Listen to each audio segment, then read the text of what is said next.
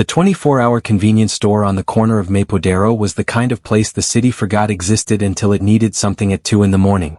Harsh white light spilled through the glass front onto the wet pavement outside, cutting a pale rectangle into the dark street, the only storefront still burning on the block.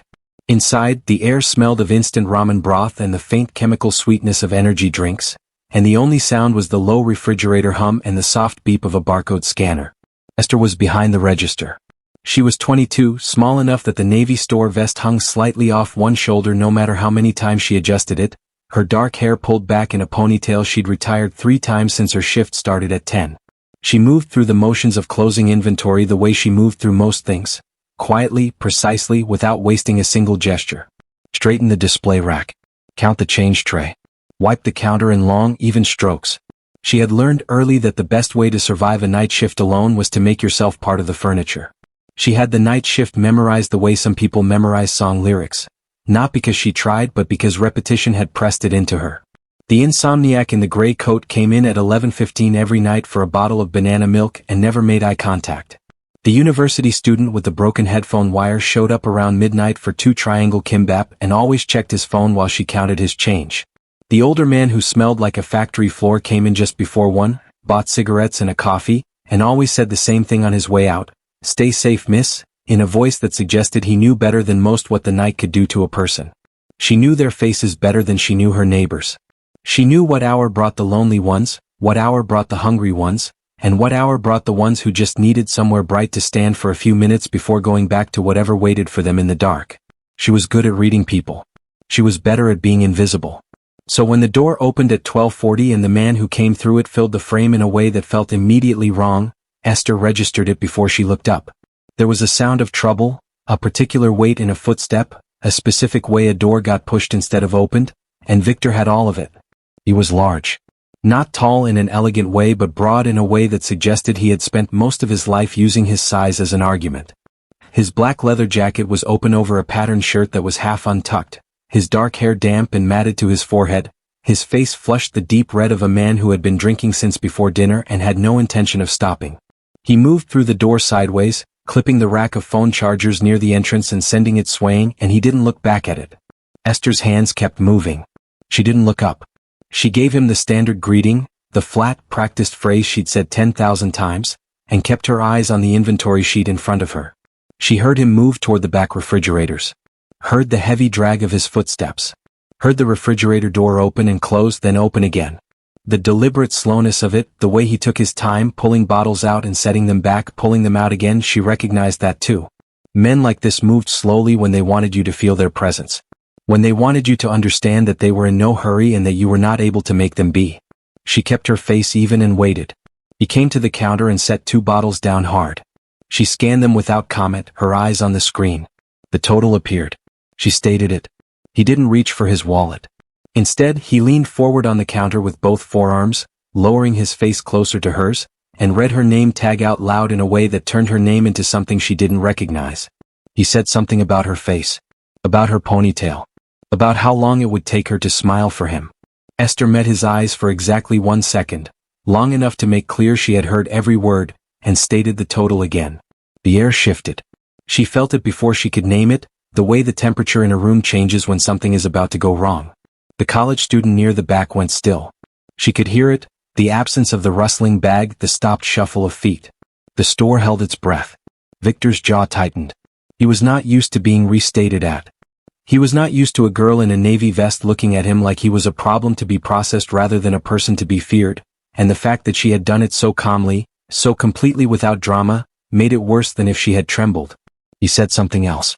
Something lower, something that wasn't about her name tag anymore. Esther's left hand rested flat on the counter. Her right hovered near the register. She kept her breathing even and thought about the distance between herself and the back office door, and whether the panic button under the counter was worth the reach, and whether pressing it would make him angrier before anyone arrived. She had run this calculation before. The answer was never simple. She never got to finish it. Victor reached across the counter and grabbed her wrist. His hand wrapped around it completely, fingers pressing in hard, and he pulled her forward with enough force that her hip caught the edge of the register and her other hand flew out to catch herself. One of the bottles tipped and rolled off the counter. It hit the floor and shattered, and the sound of it breaking was the loudest thing in the room, sharp and final like a signal. The college student in the back pressed himself against the wall. Esther looked down at Victor's hand on her wrist. Then she looked up at his face. Her voice, when it came, was so level it barely sounded like a voice at all. "Let go." Victor laughed. The short, ugly laugh of a man who had never once let go of anything because someone asked him to. Then the door opened behind him. No bell. No announcement. Just the quiet mechanical slide of the glass door and the specific even sound of dress shoes on wet linoleum, unhurried, precisely spaced, the footsteps of a man who had never once needed to hurry to make a room pay attention. 3 men entered. The 2 in the back positioned themselves just inside the door, hands loose at their sides, black suits identical, faces identically still. Not tense. Just present, in the particular way of men who had learned to exist in a state of permanent readiness without letting it show. Between them, 1 step ahead, stood the third. He was tall, with a long black overcoat over a suit that had no visible wrinkles. His dark hair was combed back without a single strand out of place. His hands were in his coat pockets. His posture was the kind of straight that didn't come from trying. It came from a person who had never once in their adult life been uncertain of where they stood. His eyes moved across the store in under 3 seconds. The broken glass on the floor. The student froze at the back wall. Esther's wrist, still locked inside Victor's grip. He stopped walking. The silence that followed was a different kind of silence than the one before it. Not the panicked stillness of people hoping something bad would pass, but the absolute, pressurized quiet of people who understood that something had already been decided. That the only question left was how it would be carried out. Victor turned around slowly. King looked at him. Just looked. He didn't move his hands from his pockets. He didn't raise his voice. His expression didn't change in any way that could be easily described. It wasn't anger exactly, wasn't coldness exactly. It was the face of a man for whom the situation in front of him was not a problem to manage but a fact to correct. He said Victor's name. Just the first name. Quietly, the way you might say it to someone you were giving one final opportunity to make a better choice. Victor's grip on Esther's wrist loosened without him seeming to decide to loosen it. What happened next was quick. Not chaotic. Nothing about King suggested chaos. It was precise, the way a surgeon is precise. Economy of movement, no wasted motion, no unnecessary sound. Victor tried to straighten up, tried to turn the situation into something louder and more public, the only tool he had left. King moved once. One of the bodyguards moved at the same moment.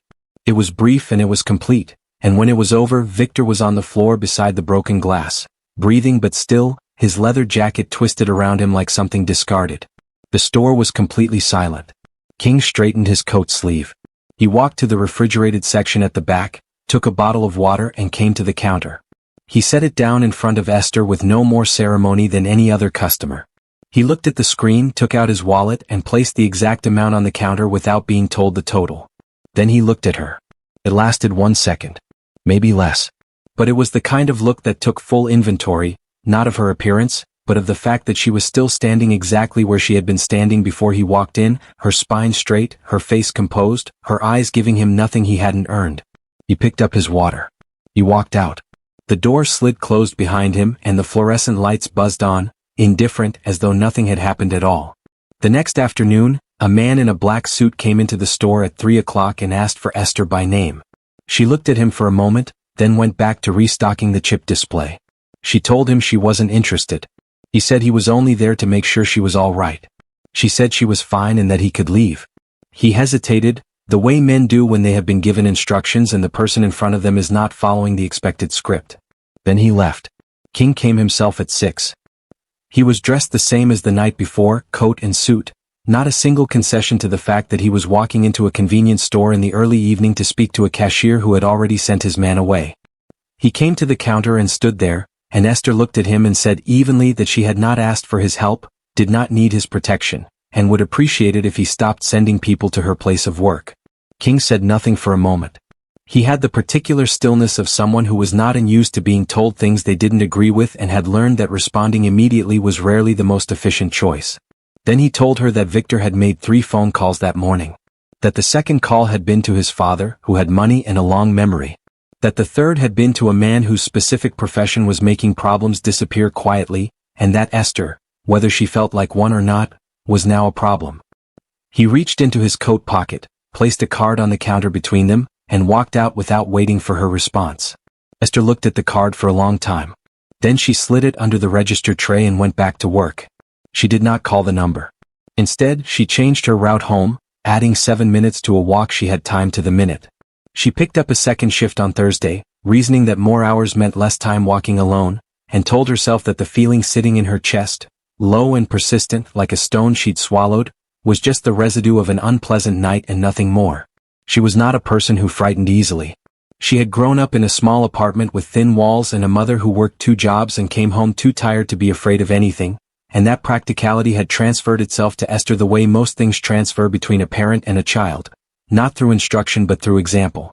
You handled what was in front of you. You didn't catastrophize what hadn't happened yet. She told herself this on Friday morning when she noticed the car. It was parked across the street from the store, a dark sedan she didn't recognize, engine off, nobody visible through the tinted windows. She noticed it when she arrived at 10 and it was still there when she looked again at midnight. She told herself it was nothing. Residents parked on that street. She didn't know every car on the block. On Saturday it was there again. She told herself she wasn't scared.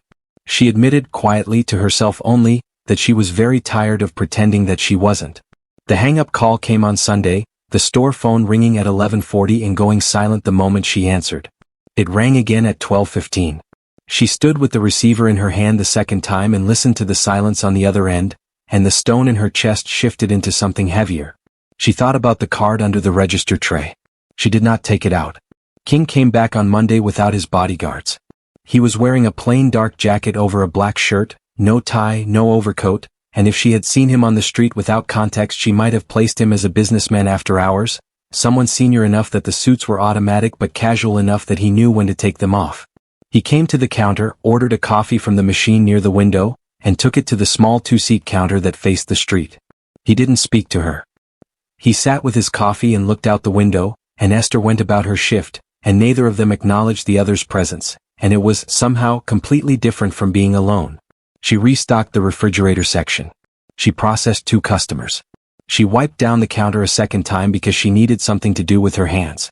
King finished his coffee, went back for another and returned to the window seat. When she passed behind him to straighten the display rack near the door, he said without turning around, "The sedan changed shifts at 4 this morning. There are 2 of them now."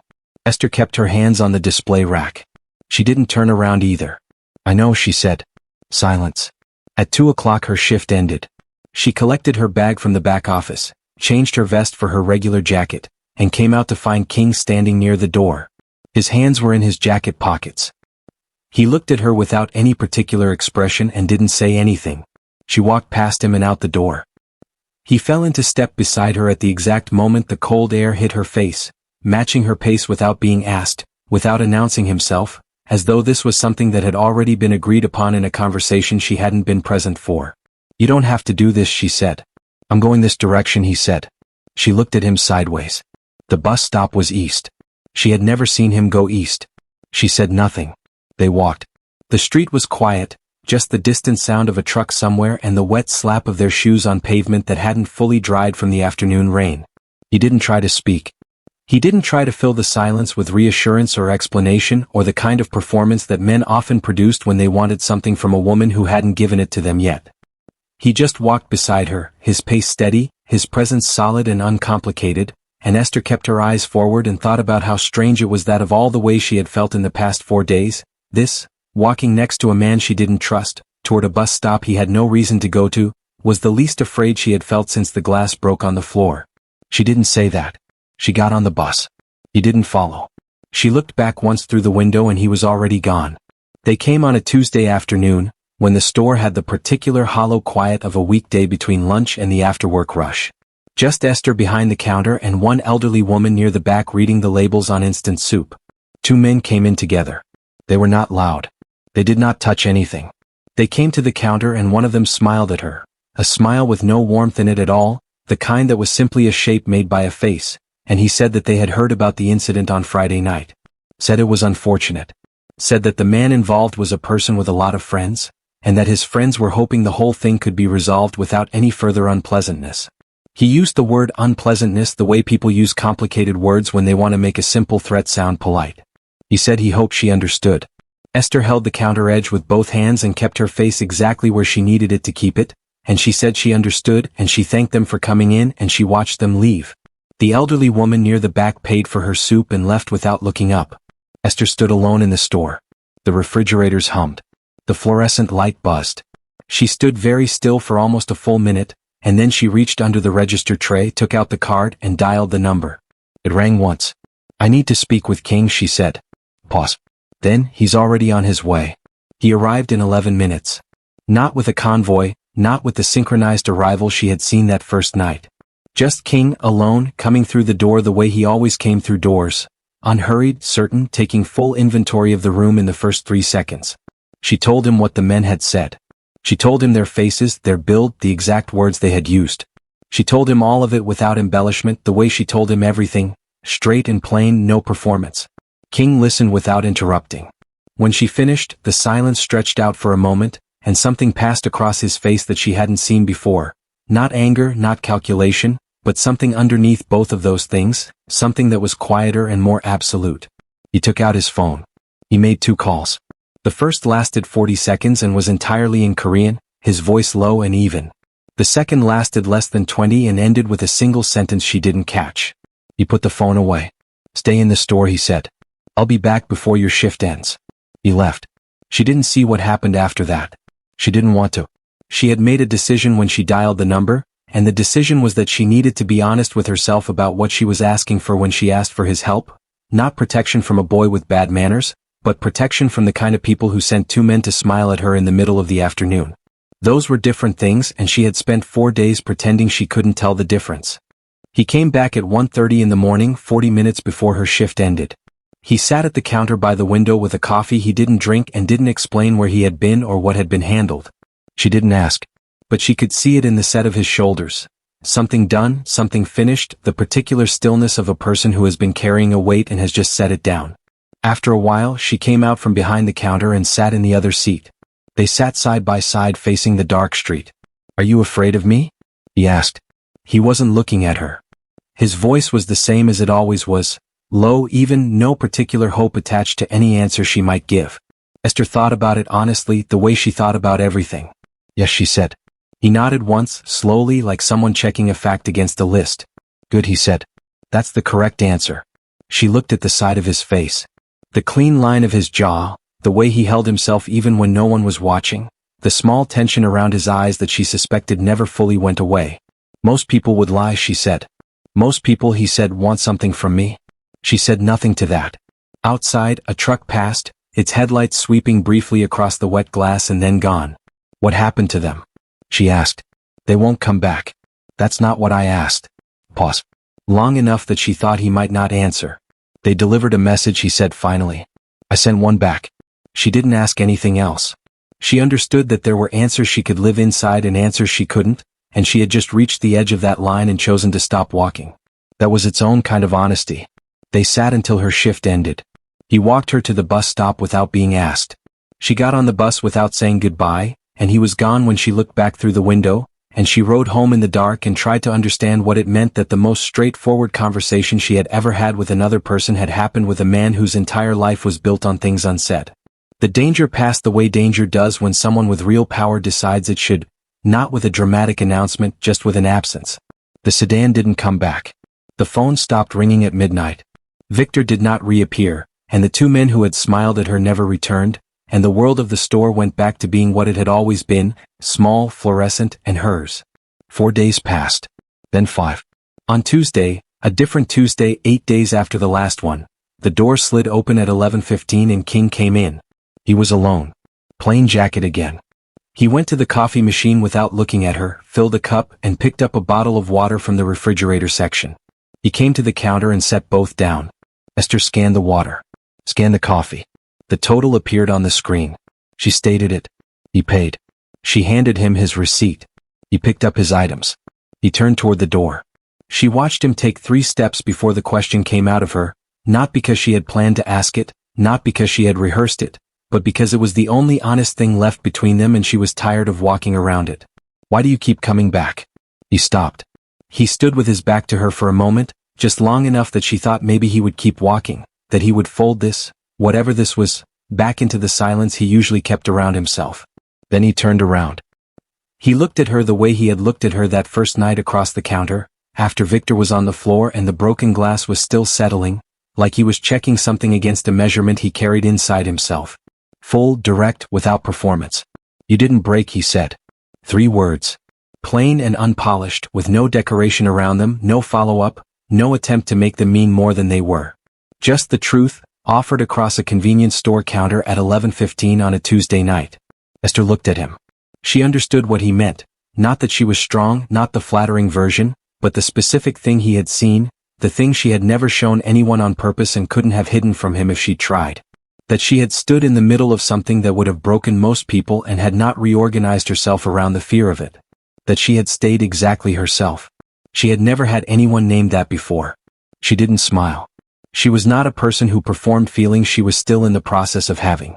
But something shifted in her chest, not the stone, not the weight she had carried for 8 days, something lighter than that. Something that moved instead of sitting. She picked up the receipt he had left on the counter and filed it in the drawer. "Same time tomorrow," she said, and looked back at her inventory sheet. King stood in the doorway for one more moment. Then the glass door slid closed behind him and the fluorescent lights buzzed on, and the street outside was wet and quiet and empty. Esther didn't look up. But she didn't watch the door either. If you enjoyed this story, don't forget to like and subscribe.